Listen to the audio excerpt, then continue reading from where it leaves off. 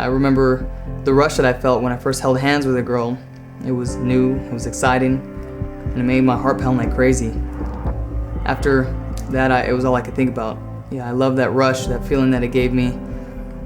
But after a while, that rush died and just became part of the norm.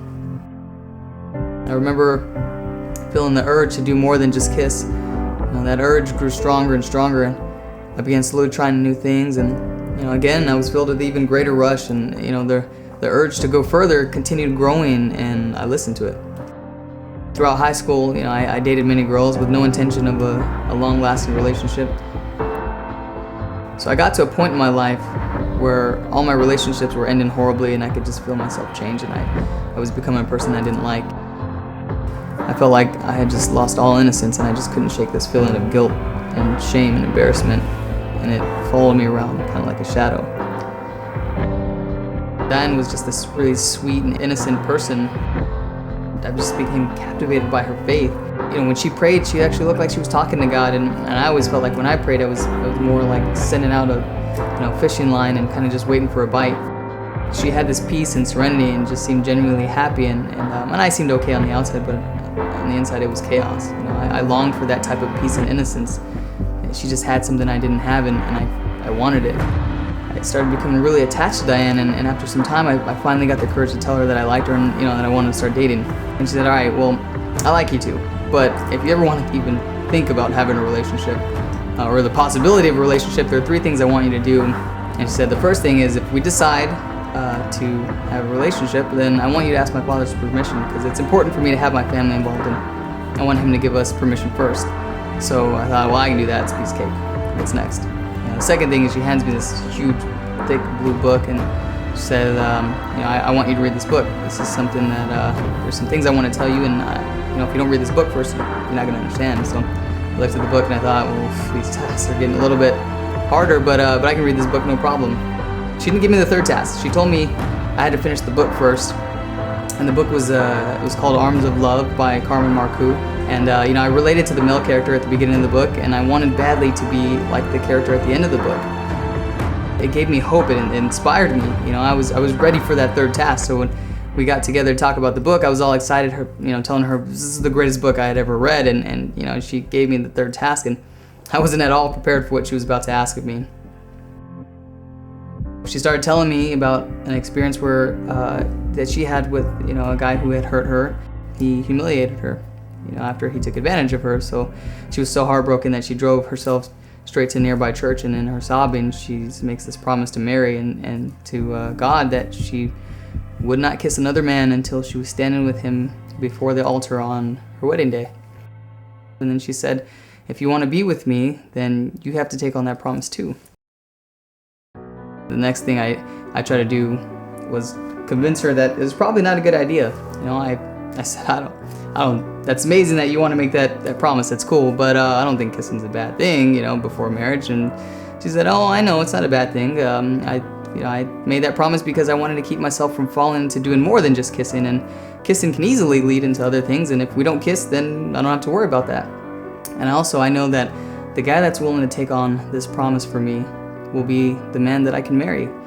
I know that he'll be the man who loves me for me and not just my body.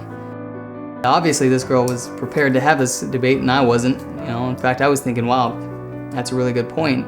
But sensible or not, I was pretty sure that there's no way I could even do this, even if I wanted to. But I like this girl so much that I reluctantly told her, if that's your promise, I guess I have to respect that. She set the standard high, and she wasn't willing to compromise. She said, take it or leave it. And since there was no negotiation, I had no choice but to agree to the terms. I only said yes to respect Diane's promise because I knew it was the only way I could be in a relationship with her. Luckily, that was enough to cause a major shift in my life. And often when I tell people my story, I use the example that I was something like a drug addict who went into rehab, and those first couple months were like hell for me. Trying to kick my addictions to lust was a lot like trying to cut off my own arm. It was so much a part of the person that I was. The good news is that my relationship with Diane started improving things for me, because she was so physically distant. It was a lot easier for me to control myself, but I was also able to think clearly without the smoke of lust clouding my thoughts. learning the truth of morality in the Catholic Church was much easier when I wasn't constantly involved in sin. We went to a faith conference one Saturday, and at the sellers tables I noticed this book called An Introduction to Theology of the Body by Christopher West.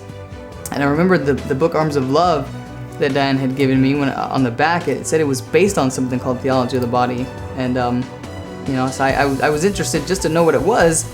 So I took it home with me, and I just devoured this book. I fell in love with the theology of the body, and I just began to buy anything I could get my hands on concerning the theology of the body.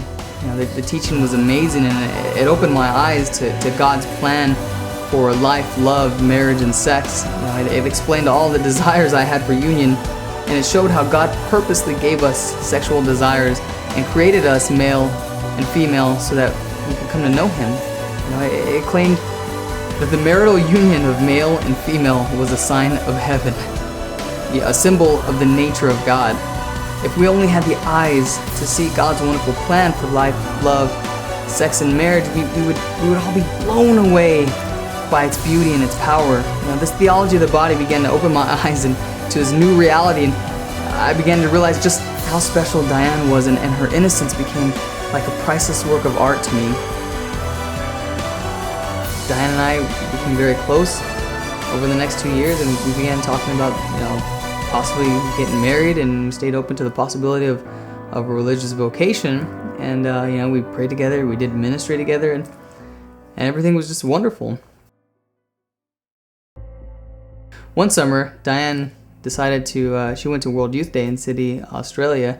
She had an awesome experience. She came back on fire, just talking about how wonderful it was, and these nuns that she met that she had a great time with. And she felt so close to these nuns, and she started entertaining the idea of a vocation to the religious order, and now she was convinced that God was calling her. My heart just sank into my stomach. I felt my mind sort of panic, and I was just thinking, oh God, what are you doing? Don't take her. My whole world just turned upside down, and I just thought, well, what am I gonna do? I thought we were meant for each other, and a deep pain shot through me and through my heart at the thought that I would never be able to experience what it was like to kiss the lips of the girl that changed my life forever.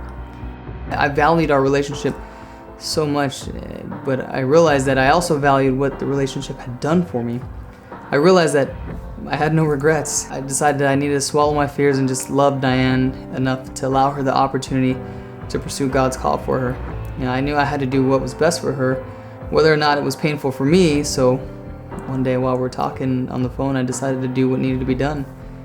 I started off telling her how much life had changed since I had met her, and how grateful I was that God brought her into my life, and I knew that my job was to make her happy. And if we were called to marriage, my job would be to do what was best for her and to help her get to heaven. And if we weren't called to marriage, then whatever vocation she was called to would be where she was going to find her fulfillment. So I told Diane, if that's where God's calling you, then I can't hold you back. I won't hold you back. I told her I loved her, and we parted ways. For 3 days we didn't even talk. Diane thought she might change her mind if we continued to talk as much as we did. And after 3 days, she called me and invited me to adoration and prayer at the local church that we were used to going to together. And she wanted to pray for guidance, and she wanted me to be with her for support. And so I did. I went with her, and we prayed together, we talked, we laughed, and I was so happy just to be with her that I almost forgot that we had agreed to go our separate ways. We had such a great time that day and that week. In fact, we started going to Mass and adoration together every day to pray for guidance, and like a dying fire that just needed a spark, our love and our relationship was rekindled. We fell in love all over again, except this time there was a confidence in our relationship that we never had. Within about a month or so, we were engaged. I felt like a real man for the first time ever in my life. Men are created to be protectors and to serve the woman they love, to lay down their lives for them. And for the first time, I said no to my body and my desires. And I gave my fears over to God, and I just said yes to His will for me. I finally figured out the solution to becoming a real man, and it's to be crucified, to love another more than you love yourself. And when I made that decision, I proved to Diane and to myself that I was willing to go to the cross for her. Her happiness and fulfillment was worth the price of my life. From the point that I told Diane that I loved her enough to support her pursuing God's calling, even if it wasn't with me, she knew that I loved her more than I loved myself.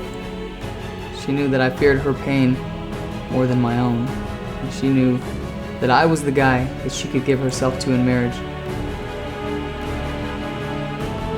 A year and a half later, her and I are standing at the altar. She's beautiful, she's dressed in white, and she's looking so beautiful and holy. And I just remember I had all my family and friends present, and they all got to witness my very first kiss with my bride.